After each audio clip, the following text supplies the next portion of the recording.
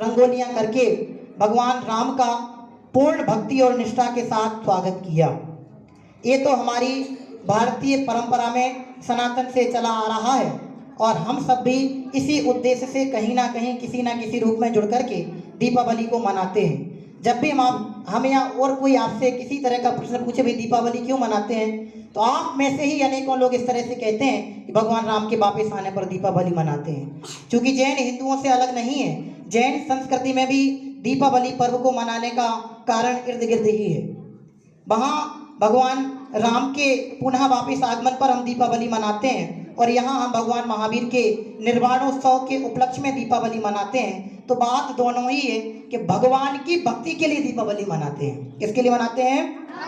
अब चाहे भगवान राम हो चाहे भगवान महावीर हो, भगवान में कोई अंतर होता नहीं है। पिछले साल एक पंक्ति आप सभी के बीच में हमने बोली थी कि भगवान की संतान है भगवान बनेंगे, हम राम बनेंगे रावण ना बनेंगे। अंत में बुलवाऊंगा भी।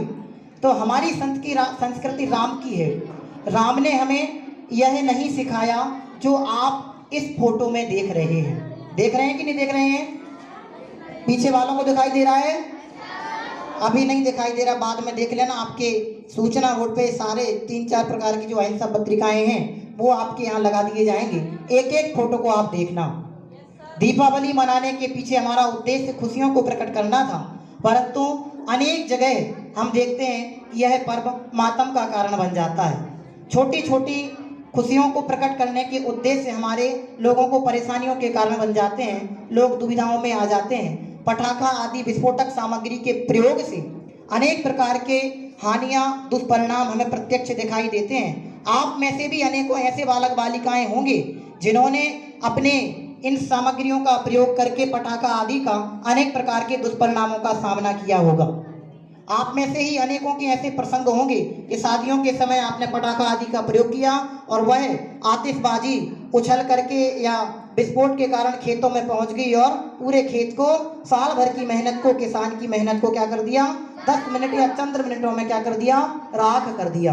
तो ऐसे कार्य क्यों करना जिनके माध्यम से हमें दुखों का सामना करना पड़े। हम मूल बात तो मुझे यह कहनी है कि इसके माध्यम से हमारा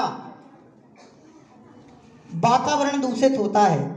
उसके अनेक सारे उदाहरण इस पत्रिका में आपको विभिन्न समाचार पत्रों के देखने में आ रहे होंगे। ये तो कुछ हैं, क्योंकि पत्रिका बनानी पड़ती है तो पत्रिका बनाने के लिए थोड़ा और संक्षेप में मैटर दिया जाता है। ये तो हमारे पास कुछ है। यह जो सर्वोदय नाम अहिंसा नाम का महाअभियान है, यह विश्व स्तर पर अनेक वर्षों से चल रहा है और संपूर्ण देश में जगह जगह विद्यालय, महाविद्यालय, सार्वजनिक चौराहों आदि पर जा करके अहिंसा सभाओं के माध्यम से लोगों में यह जागृति की जाती है कि हमें खुशियों को प्रकट करने के लिए कुछ अच्छे तरीकों को सामने लाना होगा, ताकि समाज, बालक, संस्थाएं इन पर्वों को एक नया रूप दे करके इन पर्वों को मना सके। आपसे मुझे यह कहना है कि यदि हमारा पर्यावरण सुरक्षित रहेगा तो हम सुरक्षित रहेंगे, हम सुरक्षित रहेंगे तो हमारा परिवार सुरक्षित रहेगा, हमारा परिवार सुरक्षित रहेगा तो हमारा समाज सुरक्षित रहेगा, हमारा समाज सुरक्षित रहेगा तो हमारा गांव, नगर, जिला, प्रदेश सब कुछ स्वच्छ रहेंगे, स्वस्थ रहेंगे। और यह सब स्वस्थ रहेंगे तो हमारा राष्ट्र स्वस्थ रहेगा। यदि राष्ट्र को स्वस्थ, सुंदर और सर्वोत्कृष्ट बनाना है तो हमें इन सब गतिविधियों से कदम कदम मिला करके आगे जुड़ना होगा। एक चीज़ और आपके लिए बताना चाहते हैं, हम सब देखते हैं कि जगह जगह पॉलीथीन का बहुत विशेष विरोध चल रहा है। पर्यावरण अनेक प्रकार से प्रदूषित हो रहा है, तो मुख्यतः पॉलीथीन के विरोध के लिए हम सब प्रयास करते हैं। तो एक अहिंसा थैली को भी हम लोग लेकर के आए हैं। आप चाहें तो इनको मंगवा सकते हैं और प्लास्टिक की थैली का उपयोग ना करते हुए इस अहिंसा थैली का, कपड़े की थैली का प्रयोग अपने आप में लाएं। मार्केट से सब्जी लाने में, सामग्रियां लाने में इन थैलियों का प्रयोग करें। मार्केट से ली हुई एक थैली आप एक समय में यूज करके फेंक देंगे और यह थैली ऐसी है कि बार बार धो करके सालों महीनों आप इसका प्रयोग करेंगे और बार बार आपका पैसा इसमें खर्च नहीं होगा। एक बार लेंगे, अनेक वर्षों के लिए आप फ्री हो जाएंगे। तो कहने का तात्पर्य यह है कि इसके प्रयोग पर भी आप बल दें।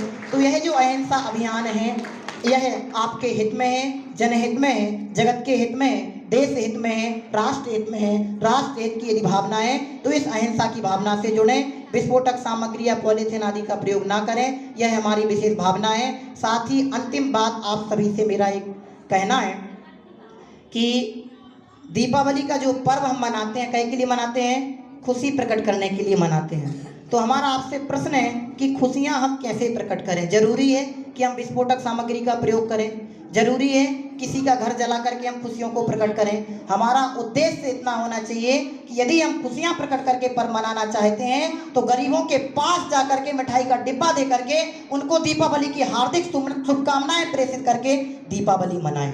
आपके जो सहपाठी हैं जिनके पास पाठ्य सामग्री नहीं है, आप उनको pen, pencil, ledger, sharpener gift करके आप दीपावली मनाएं। जिनको कपड़ों की समस्या है, आप उनको कपड़े, वस्त्र आदि भेंट करके दीपावली मनाएं। ऐसे अनेकों प्रयास होंगे जो आपकी दीपावली को विश्व स्तर पर यादगार बना देंगे, आपको आजीवन एक यादगार के रूप में स्थापित कर देंगे। हमारा आपसे यही प्रश्न, बहुत सारे हमारे पास ऐसे एग्जाम्पल हैं कि हम एक अच्छी दीपावली, सुखद दीपावली कैसे मनाएं। आप लोग जान सकते हैं, समस्त अध्यापक अध्यापिकाएं आपको प्रेरित करेंगे। हमारे बीच में आदरणीय टीआई साहब पधारे हुए हैं, हमें उनका विशेष मार्गदर्शन प्राप्त करना है, अतः आज के लिए इतना पर्याप्त है। अंतिम पंक्तियां बोलते हुए विराम लेंगे। आप सभी रिपीट करेंगे, हम राम बनेंगे, रावण ना बनेंगे,